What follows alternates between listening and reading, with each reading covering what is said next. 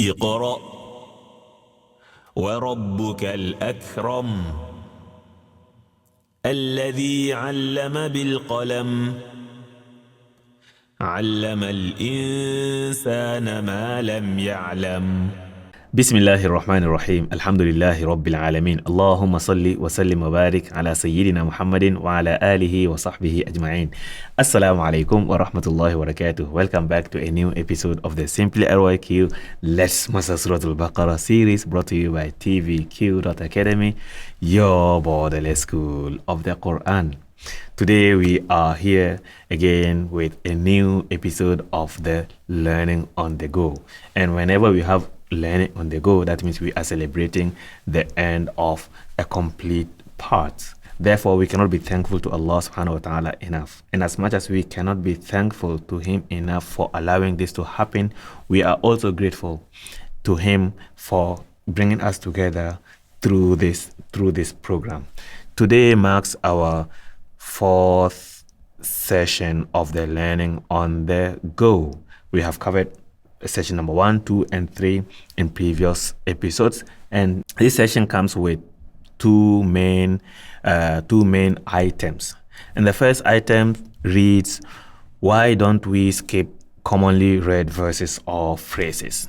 Okay, so what is commonly read verses or phrases when we talk about SimplyRYQ mastering Surah Al Baqarah, or when we talk about reading the Quran in general? Examples of commonly read phrases will be Inna Allah ala kulli shay'in qadir.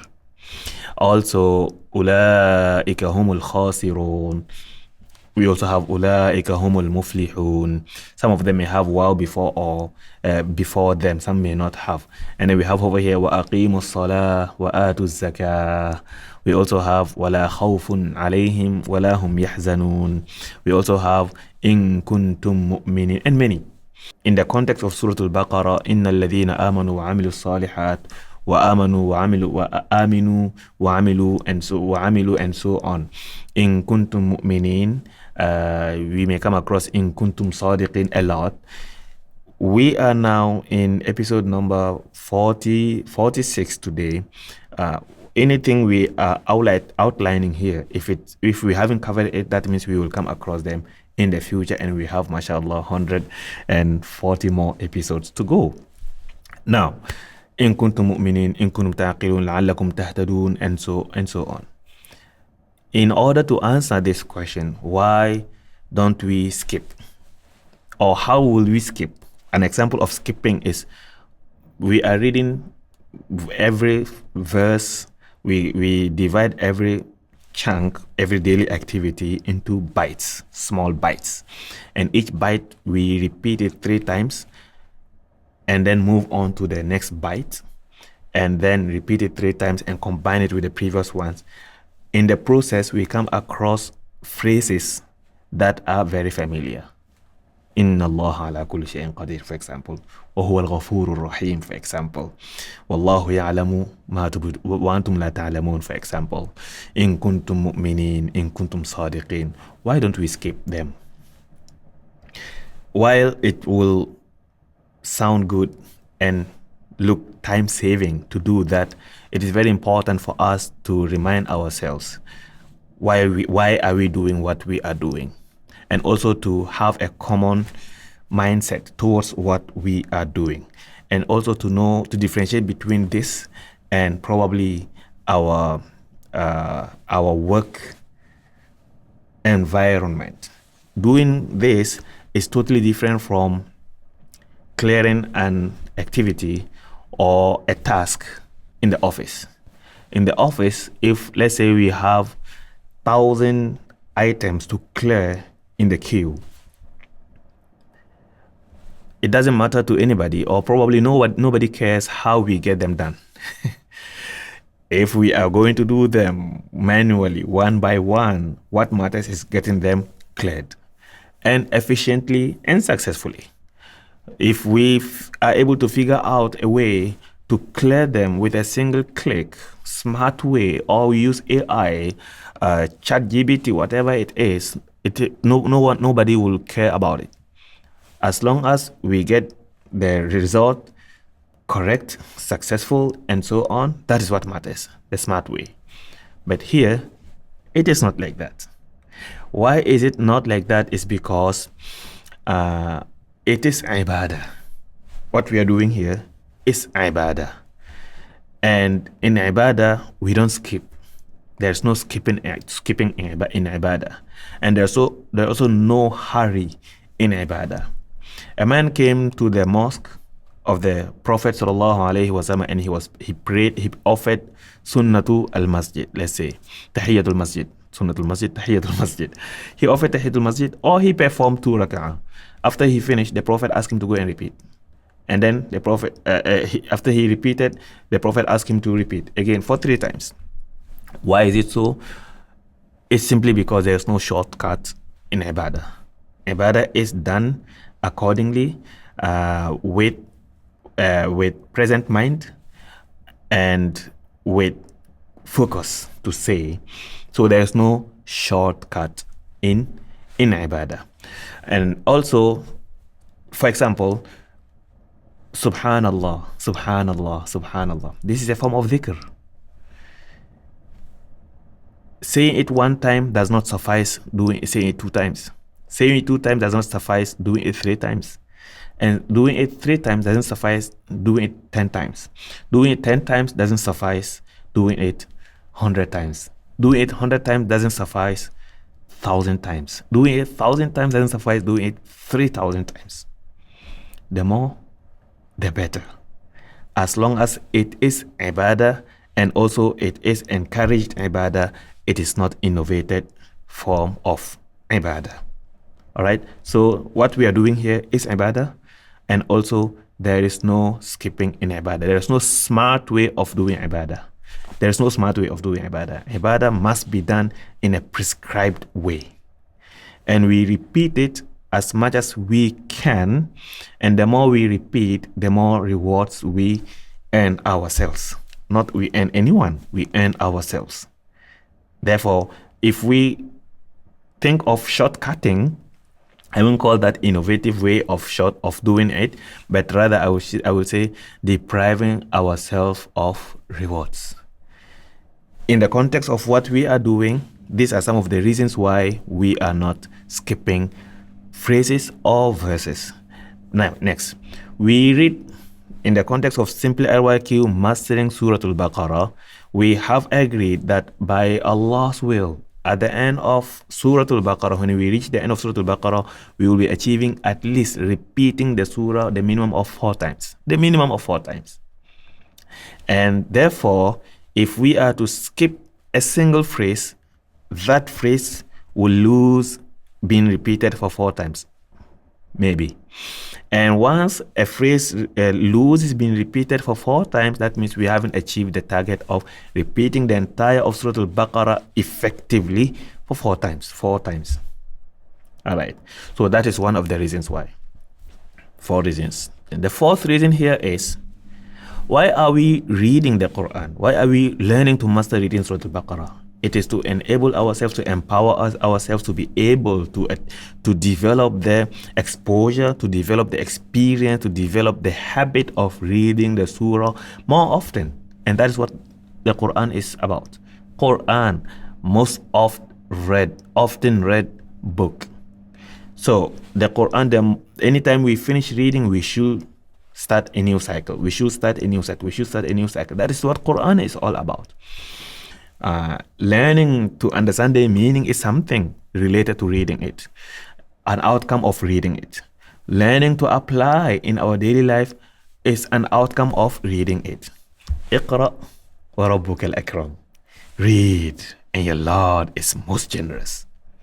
Read first, read a lot, and then learn to contemplate, learn to understand, apply it, and be a better Muslim. So why don't we skip some verses or some phrases, even though they are very common, they are very famous? The more famous, the more we should actually repeat them. There's no smart way of ibadah. Ibadah, there's only prescribed way of ibadah. The second item says, how can I be sure I am reading correctly? This is a very good point. As we read, at least we are doing this virtually.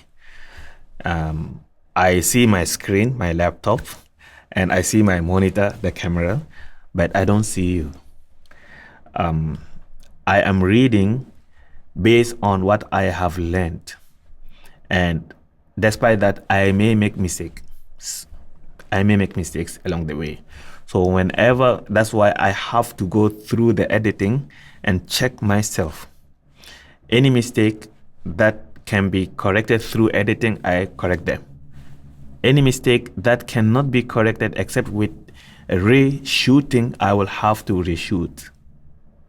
However, as you follow along with me and you repeat 4 times at least, 3 times with me, and you repeat 3 times after me as I read, how can you make sure you are repeating it correctly? Now, if we were in physical classroom or in physical presence, when I say, for example, وَأُولَٰئِكَ هُمُ الْمُفْلِحُونَ, and you say وَأُولَٰئِكَ هُمُ الْمُفْلِحُونَ, I will correct you and tell you, no, please don't say وَأُولَٰئِكَ هُمُ الْمُفْلِحُونَ. You must ensure first you have stopped and landed on noon. وَأُولَٰئِكَ هُمُ الْمُفْلِحُونَ. After that, only then you can actually collate your lips or close your mouth. وَأُولَٰئِكَ هُمُ الْمُفْلِحُونَ. And you are good to go. But because we are not in a physical presence or class, when you repeat after me virtually and you make any mistake, I will not be able to correct it for you. So now, how can I be sure? I here means you, your good self. How can I be sure I'm reading it correctly? The only way to be sure that I'm reading what I'm reading correctly is to get a teacher or someone with the correct exposure to check for me or to check for you. Someone with the correct exposure can be a spouse. Someone with the correct exposure can be our children. Yes, our children. Someone with the correct exposure can be our siblings, our friends. And someone with the correct exposure or a teacher will be the local imam. Please reach out to them. Go to your local mosque. Ask a favor from your local imam. Can you help me to correct my reading? Since you cannot make it to get to TVQ.Academy, and I don't expect that everyone comes back to TVQ.Academy to get their reading corrected for them. Please, first reach out to people with correct exposure just next to you. And also teachers in your local mosque, imams in your local mosque, and what have you. Please reach out to them. This is the only way we can be sure that we are reading it correctly. Only when we cannot find, then please reach out to TVQ.Academy. I cannot promise, but I will do my best. But if we are learning anything virtually, especially Quran reading, especially anything that involves articulation, mouth articulation, verbal articulation, then we should get someone to correct it for us. One of the ways also we can do that is to record ourselves. At least voice. And as we listen, record yourself and play and listen to your own reading and compare it to who you are listening to or who you are learning from. So the only way to ensure I am reading it correctly is to get a teacher or get someone with the correct exposure to check for you. I hope this helps for today's learning on the go session number 4. I don't want to make the items a lot so that the session doesn't prolong. And inshallah, in our next session, I will share more items. And these items, some of them come from my own thoughts, and some of them come from feedback I receive from the people who are following this program. So if you are watching this, please don't hesitate. Share your thoughts, your questions, your feedback, anything in the comments, or reach out, and inshallah I will highlight them accordingly. In fact, I do have some some already in queue, but I don't want to make this session or this episode a long one more than the average. So this brings us to the end of this episode, and I look forward to seeing you in the beginning of the next section. So that will be the first episode of part one of section number 2, inshallah ta'ala. Until then, I leave you in Allah's protection. See you in highest level of iman and good health, and also see you in Jannah. Wassalamu alaikum wa rahmatullah. اقرأ وربك الأكرم الذي علم بالقلم علم الإنسان ما لم يعلم